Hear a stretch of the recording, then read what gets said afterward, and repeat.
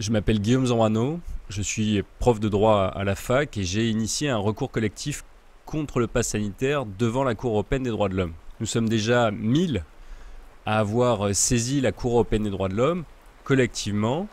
C'est excellent, mais ce n'est pas encore assez et j'espère que vous nous rejoindrez dans le futur.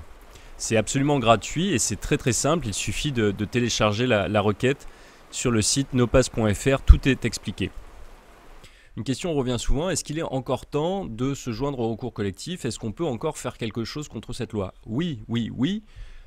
Tant que le pass sanitaire n'a pas été supprimé, je vous invite à vous joindre au recours collectif, je vous invite à télécharger la requête et à l'envoyer à Strasbourg. Il faut continuer à saisir la Cour européenne inlassablement tant que ce pass sanitaire n'a pas été retiré. Pourquoi faire? Tout simplement pour forcer la porte d'entrée de la Cour européenne des droits de l'homme. La stratégie du recours collectif ne repose pas du tout sur une croyance naïve en la bonté des institutions supranationales européennes. Ce que nous attendons de ce recours collectif, ce n'est pas une décision favorable de la Cour européenne des droits de l'homme. Si nous sommes des dizaines de milliers, le simple temps administratif de traitement de chaque courrier, ne serait-ce que le fait de devoir ouvrir les courriers, de devoir les lire très rapidement et de devoir y apporter une réponse, ce simple temps administratif de traitement de votre requête rend rapidement la situation intenable pour la Cour européenne des droits de l'homme qui ne peut pas faire face avec ses ressources à un tel afflux de recours. Voilà la stratégie en 2 mots.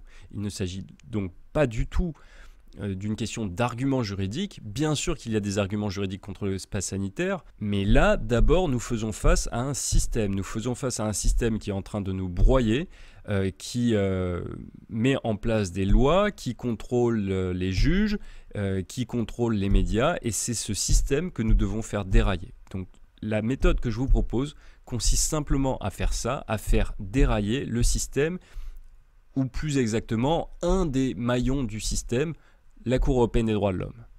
On peut faire reculer le gouvernement français.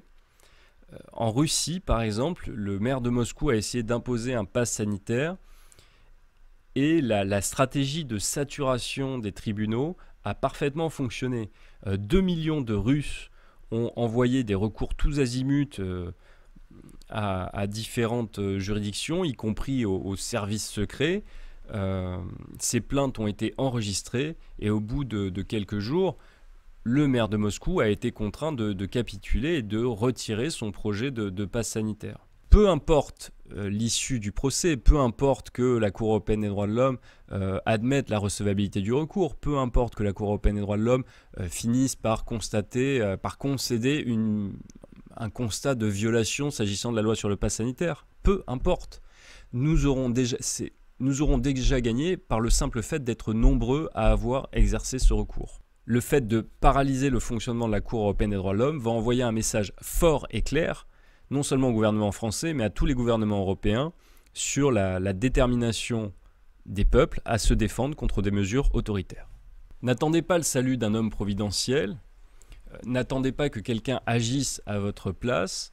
Vous avez le pouvoir d'être un petit grain de sable dans l'énorme machine qui tente de nous broyer.